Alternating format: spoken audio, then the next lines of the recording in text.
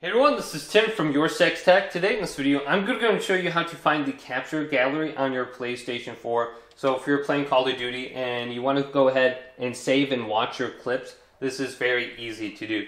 So I'm just going to go back to the home screen here.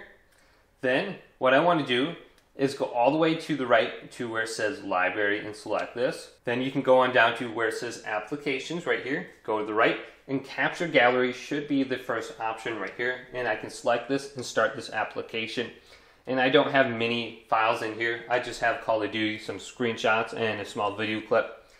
Now, another way that you can see the Capture Gallery is once you open it up, you can go to the home screen here. And it should display on the top here or near the top. So if I go to one of these applications, like PlayStation Remote Play, I can go to Add to Folder. I can create a new folder or I can add to an existing folder. So I have an existing folder for applications already, so let's go to Add to Application, and then just move this to the right.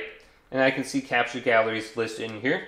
So I'm going to move this to the left and put that on top, and then go to OK. Then it will always be under this specific folder right here. Here's Capture Gallery for me. It'll be easy to access in the future. So just open up the application and you should be good to go.